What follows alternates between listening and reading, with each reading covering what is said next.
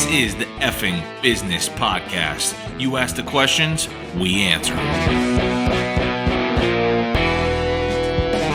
Aaron, today I'd like to talk to you about getting in your comfort zone and getting out of your comfort zone, right? And being in a comfort zone in a business and how you sort of break out of that for success, and how not getting out of your comfort zone could lead to failure, and have your examples or any times you felt like I need to break out of myself. I think at an earlier stage, I know you had, because we've spoken before about this. I know I've had my own as well. Mine was more of not a comfort zone, but a zone, I'll just call it. But I'll let you go first. So I think that people tend to barricade themselves into this comfort zone and don't realize that their competencies extend beyond that comfort zone. Right. I'm definitely a victim of doing this to myself. Mm-hmm. So I think that you don't realize by staying in your comfort zone how good you can be at something. The skill that you possess, you've never tried, right beyond your comfort zone in any direction. So until you go out and try, you don't have the opportunity to develop that. So I remember, it's a kind of a bad example, but I remember how nervous I was to read the Torah at my bar mitzvah. Okay, I was so nervous. I had never been that nervous in my life till that point, or I can't ever remember being like since. Right, I started reading and like instantly it evaporated. Right, it took 5 years for my family to come clean and tell me how awful I did reading the Torah, but I remember being so nervous, like my hands were shaking, I was trembling, but like literally the moment I started, by the time I had finished reading that first portion, it had gone away, right? I wasn't good at it. It wasn't a skill that I then discovered. What about like in business? Like you told me a bunch, but no, they haven't heard it. Like the first time you signed a contract with somebody. Oh, yes, I remember that. So we were working at another company prior to starting our own adjusting firm, and I went to a lady's house, and it was the first time I had been by myself to sign a contract. I had, up to that point, I had shadowed others and watched them do it. So I never did it myself, but getting there, I thought I could do it. I didn't even know how to like inspect the property that well. You kind of shadowing others, start to rely on them. I remember signing that contract. I was sweating. I had no reason to sweat. It wasn't hot or anything. I mean, my sweat is dripping off of my face. It's pouring onto the paper.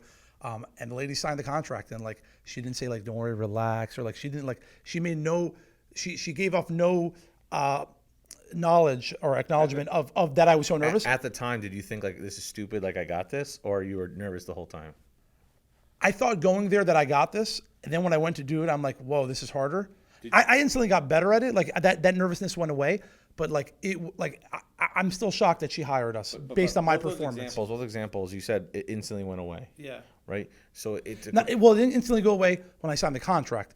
Like the next time I went to do it, went away, but reading the Torah, it instantly went away. I think that comfort zone is like this internal jail you put yourself into, right?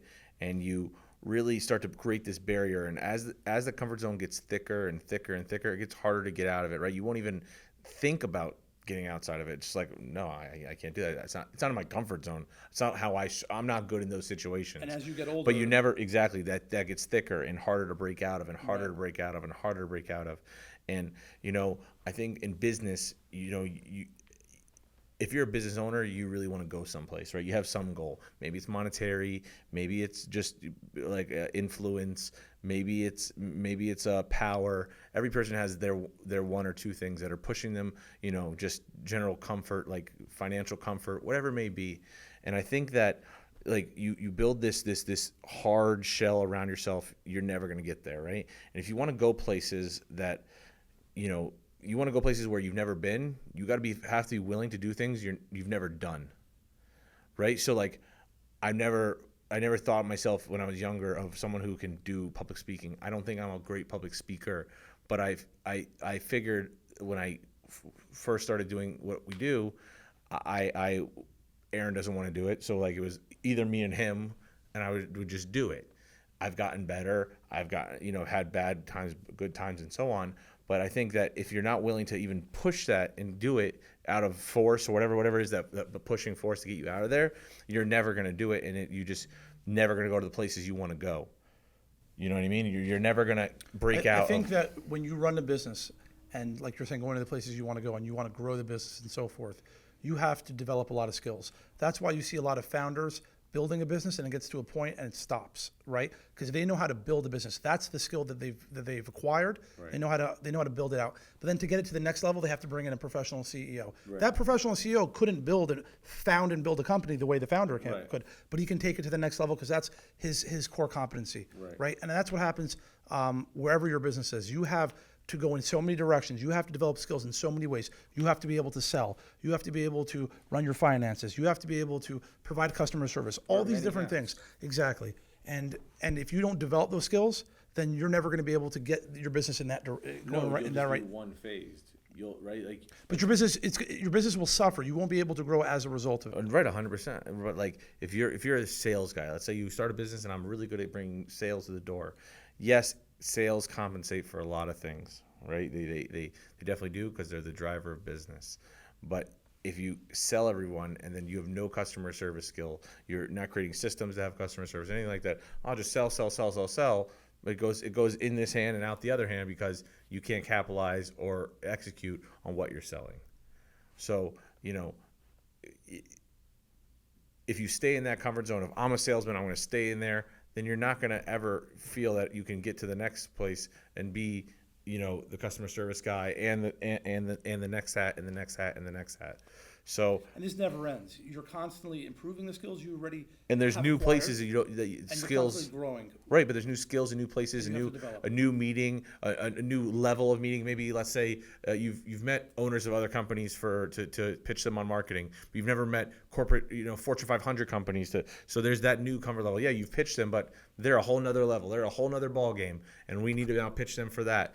And you're always going to have that. And if you're not willing to, then you're maybe not cut out for it. Right, both your business plan, yourself, you're just going to insulate yourself, and you're just a really great employee, and you insulate yourself in your own job. You have a certain task to get it done, and you get paid well for it. But you're not going to be a business owner. Agreed. I remember when. Sorry, Joe. Go ahead. I'm a business owner and I'm growing my business, and let's say I grow it to a certain point and it takes 3 or 4 years to get to another spot. Those 3 or 4 years, is that comfort zone or is that necessary for the business? If it's easy, it comes easy to you. It's your comfort zone, right? I don't think there has to be like a really hard metric to figure that out. If it's something that you find challenging, right, and you've tried and you just aren't good at it, then maybe have somebody else do it. But if it's challenging because you haven't done it before, you haven't experienced it, you haven't built that skill, developed that skill, then it's something you probably should continue doing. My niece, when she was a little kid, like 3, we'd ask her like, hey, you want to eat peas? I cannot like that, right? You want to eat broccoli? I cannot like that, right? She didn't have the full grasp of the English language, but that's comfort zone, right? It's not me. That's not my game. I don't play that game. I don't do this thing. I cannot like that. She's never had peas. How does she know she cannot like it? She decided that's her comfort zone. She cannot like peas. Same thing. I cannot be that. I can do what I do. I'm a business owner, but I'm good at the technical side. I cannot sell. You've never tried to sell. How do you know you can't? Right? So you create the barrier. And if you don't understand you're creating that barrier, you've already lost. So that's my opinion on. I don't know what your opinion is because you just sort of said some stories, but I still love you. How was you reading the Torah for you? I didn't read from it. Maybe you should go try and get out of your comfort zone.